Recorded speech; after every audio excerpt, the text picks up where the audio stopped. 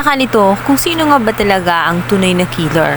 Ngayon kung ating makikita, dito nga ay nakasaad na si Ino ay inosente pala at wala siyang kasalanan. Ngunit saksi siya sa mga nangyayari kung kahit maging siya ay binabagabag ng kanyang konsensya.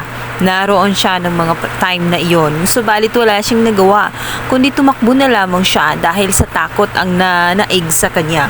May balak siya noon na gusto nga niya noon na mawala na nga itong si Meredith. Ngunit nung naroon na siya sa mga pangyayari, hindi niya kaya. Ngunit hindi niya sukat akalain na isang tao pala ang magsusolve ng kanyang problema.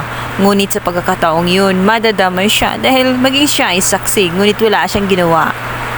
Gusto ni Lorena na protektahan ang kanyang anak. Ayaw nitong madamay ang kanyang anak na si Ino sa naturang krimen o sa naturang kaso. Kung kahit gusto niyang ipagtago si Ino at huwag nang magsalita. Dahil natatakot din si Ino at natutroma sa kanyang mga nakikita. Ayaw din niya na maging siya ay madamay sa kulungan. At hindi nga matatakasan ni Ino ang mga bagay na iyon. Isang testigo ang nakakita sa kanya. At ngayon, siya ang madidiin sa naturang kaso. Siya ngayon ang isasalang pagkatapos ng litisin itong si Lilette at papatunayang wala pala itong kasalanan at ito ngang si Evelyn ay gumagawa lamang ng kwento at binabayaran lamang ng mga taong isa sa may dahilan kung bakit namatay itong si Meredith. Patuloy pa rin na nag-aaway itong magkapatid na ito nga si Lilette at itong si Era. Instead na magtulungan sila na lutasin ang naturang kaso. Itong si Era ay paninindigan talaga na kailangan makulong at kailangan mabulok sa kulungan ang kanyang kapatid na si Lilette. Gayong wala naman talagang kasalanan ang kanyang kapatid na si Lilette. Maling suspect ang kanilang nadakip. Ibang naparusahan instead na ang tunay na may sala. Ngayon, patuloy pa itong gumagala samantalang ang walang kasalanan ay nililitis at pinaparusahan.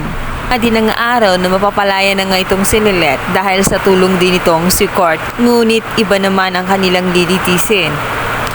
Samantala, ito namang si Era at ito ngang si Attorney Alon kasama nga ang kanilang manager ay magtataka at sasabihin nga nito na wala na muna itong si Spanky sapagkat hinayaan na muna nito na umalis dahil on grieving ito at hindi makakonsentrate dahil na rin sa pagdadalamhati at pagluluksa niya dito sa kanyang kaibigan ni si Meredith.